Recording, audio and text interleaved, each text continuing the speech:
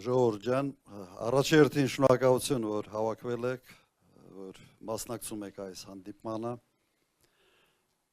Փորձեցի հիշել վերջին անգամ մեր հանդիպումը 21 թվականին, այո, 5 տարի առաջ մեր հանդիպումը եւ գիտեք այն ժամանակ միգուցե մի կողմից ավելի հեշտ էր, մյուս կողմից ավելի դժվար էր։ Դժվար էր, որովհետեւ այս իշխանությունը համարյա նույն բաներն էր խոս տալիս, ինչ որ մենք էինք ասում, եթե հիշում եք։ Դեօկուպացիա, Շուշիի, Հադրութի, Ղարաբաղի ինքնորոշման իրավունքի համար պայքար եւ այլ։ Քիչ էր տարբերվում խոսույթը։ Ուղղակի մենք ասում ենք, որ սրանք ի վիճակի չեն անել, սրանք պատերազմ են բերել, պարտվել են պատերազմում եւ պետք է ուղղակի պարտության այդ խորհրդանիշ դառած մարդը պետք է լքի երկրի առաջնորդի պաշտոնը։ Հիշում եք, այս էր խոսույթը։ Ինչ խոստացել են, արել են ճիշտ հակառակը։ Ուղղակի ճիշտ հակառակը, բոլոր առումներով։ Չի կատարվել ոչ մի խոստում։ Հիմա իմ հարցադրումը հետևյալն է. ինչի մասին է ընտրությունները ընդհանրապես։ Յուրաքանչյուր քաղաքական ուժ, առաջնորդ գալիս է, տալիս է խոստումներ, հանդես է գալիս իր ծրագրերով եւ 5 տարի անց պարտավոր է հաշվետու լինել իր ծրագրերի հետ կապված։ Ինչ արվել, ինչ չի արվել։ Հիմա A կետից պետք է հասցնի B կետ։ Այս մարդիկ այնինչ արել են, կապ չունի իրենց ծրագրի հետ, իրենց խոստումների հետ։ Եվ դա է պատճառը, որ այս քարոզարշավը վերենացել ատելության, թշնամանքի, ուղղակի թույն են շաղ տալիս բոլոր տեղերում, ավելի տոքսիկ քաղաքական միավոր, որը մասնակցում է ընտրություններին, ես չեմ տեսել եւ չեմ մտածել, որ դա հնարավոր է։ Եվ հնարավոր է, որովհետեւ ասելիք չունեն։ Խոսում են խաղաղության մասին, ես 10 տարի նախագահ եմ եղել, երկիրը ամենից խաղաղն է եղել, պատերազմ չի եղել, նույնիսկ միջին ծավալի միջադեպ չի եղել սահմանում։ Բայց ոչ ոքին 10 տարի ժամանակ խաղաղությունից չեն խոսում, որովհետև կար խաղաղությունը։ Խաղաղության մասին խոսում են այն ժամանակ, երբ խաղաղությունը կասկածելի է կամ չկա։ Հիմա ընտրությունը ձեռն է։ Դուք, մենք, մեր ժողովուրդը ի վիճակի է ռացիոնալ այս ամեն ինչի նայել, թույնից պաշտպանվել, այդ թարախից, այդ հայհոյանքից պաշտպանել եւ փորձել հասկանալ, թե ում հետ գործ ունեն։ Հիմա մենք կարող ենք ասել, որ այս մարդիկ տգետ են, իսկապես տգետ են։ Կարող ենք ասել, որ չեն հասկանում, թե ինչ են անում, իսկապես չեն հասկանում։ Բայց նրանք, ովքեր սրանց կառավարում են, շատ լավ հասկանում են, թե ինչ են անում։ Շատ լավ են հասկանում։ Երբ 5 տարի առաջ մշակույթի նախարարությունը կրճատվեց, ասում ենք, լավ է, խի են անում։ 4 տարի անց պարզվեց, մեր ինքնության վրա հարձակվելու համար են անում։ Երբ Սփյուռքի նախարարությունը կրճատվեց, էլի ասում ենք, լավ է, խի եք անում, ինչի համար են անում։ Անում էին Սփյուռքը Հայաստանից օտարելու համար։ Հիմա ինձ համար հասկանալի է, թե ինչի են փակել գյուղնախարարությունը։ Որովհետև հիմա ուղղակի փորձում են վերացնել գյուղատնտեսությունը։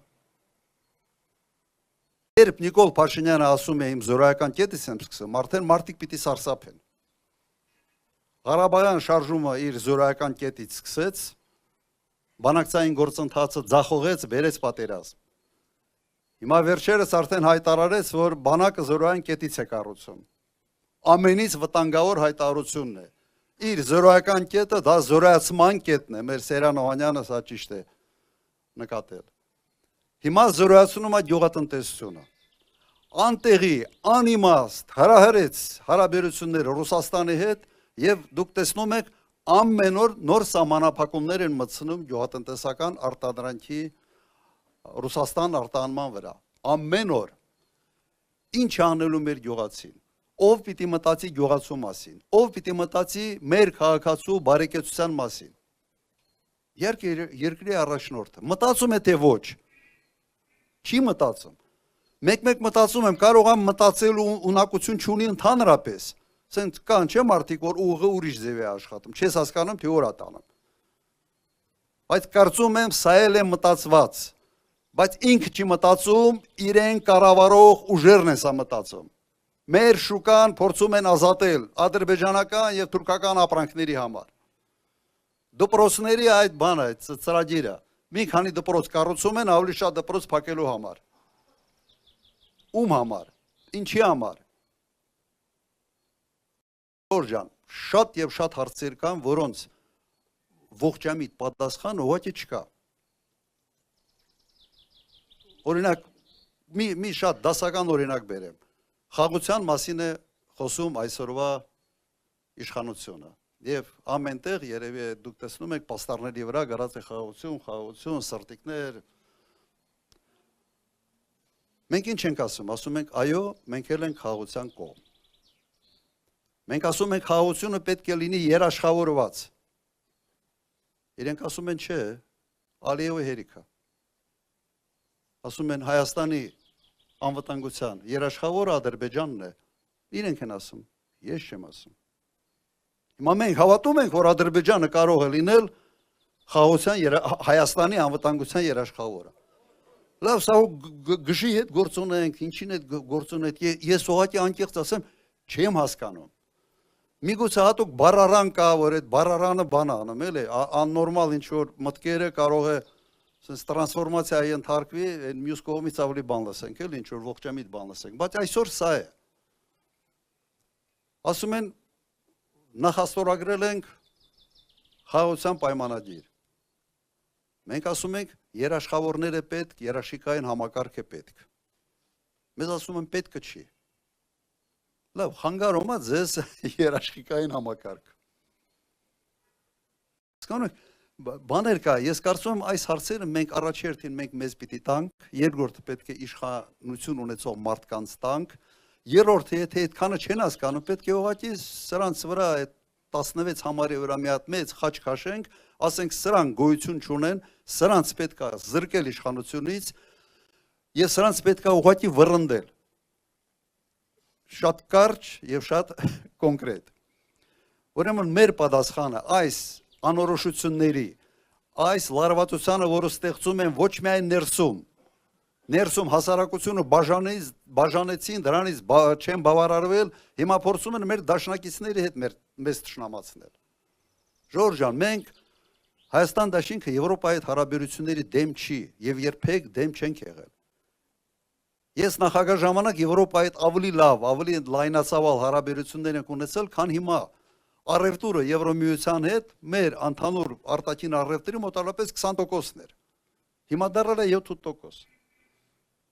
Հիմա դուք մի հատ հասկացեք, դուք Եվրոպա եք գնում, թե ուր եք գնում, չեմ հասկանում ինչ են անում։ Մեր հարցը հետևյալի մեջ է։ Լավ լինենք բոլորի հետ։ Եվրոպայի հետ հարաբերությունների կառուցումը չպիտի լինի Ռուսաստանի հետ թշնամանալու հաշվին կամ շնորհիվ։ Միացյալ Նահանգների հետ հարաբերությունները չպետք է նշանակի Ռուսաստանի հետ թշնամանալը։ Հասկանում եք, մեր խնդիրը սա է, ոչ թե կամ, մենք ասում ենք եւ, մենք ասում ենք մի մխրճվի գերպետությունների շահերի արանքը, մի հայտնվի այդտեղ, վտանգավոր տեղ է, լավ տեղ չի, ջախջախվելու ես, երկիրը փոքր է, եւ տարածքով, եւ բնակչությամբ։ Ուրեմն մեր մոտեցումը հետևյալն է, հավասարակշռված, բարեկամական հարաբերություններ եւ երբեք չանել ոչինչ,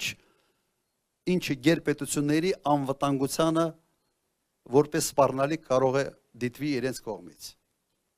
Սա ես նայեք, մեկ բանաձևով մեր արտաքին քաղաքականության ֆորմուլան տվի։ Մեկ բանաձև, մեկ շատ կարճ բան։ Ընդհանրապես մեր մոտեցումը սա է, պարզ, հասկանալի, պարզերես մենք ասում ենք եւ մենք դա անելու ենք։ Հիմա որտեղից է վստահությունը, որ մենք դա անելու ենք։ Փորձ, գիտելիքներ եւ պահպանված կապեր։ Մենք տեսնում ենք ինչ է կատարվում, մենք տեսնում ենք ինչպես է սա կարելի շտկել։ այն խնդիրները, որ իրենք ստեղծեցին մեր գյուղացիների համար, մեկ շաբաթում լուծվող հարցեր են։ Մեկ շաբաթում։ Հիմա թո գյուղացին, ֆերմերը, ջերմոցային տնտեսությունը վարկերով սարքածը, թո մտածեն։ Իրենք իսկապես համաձայն են այսօրվա իշխանության հետ, այս լարվածության հետ, այս անիմաստ սպառնալիքների հետ։ Բանակը քանդեց, Ղարաբաղը հանձնեց, հիմա էլ գյուղն է քանդում։ Հետո ուրեմն, Ժողովուրդ ջան, այս ամեն ինչին վերջ տալու համար կա շատ պարզ ճանապարհ։ Ձեզանից քիչ բան է պահանջվում։ Այսինքն գնալ ընտրատեղամաս, վերցնել թերթիկը 17 համարը վերցնել եւ քվեարկել։ Եվ դուրս գալուց մի հատ լավ չեմ ասում, ուզեցի ասեմ թքել մի ուրիշ բանի վրա, բայց մենք մի պաշտոնյա ունենք, որ սենց ուղտի պես հատքում, մենք մի քիչ դրանից հեռու ենք։ Ուրեմն, Ժողովուրդ ջան, հունիսի 7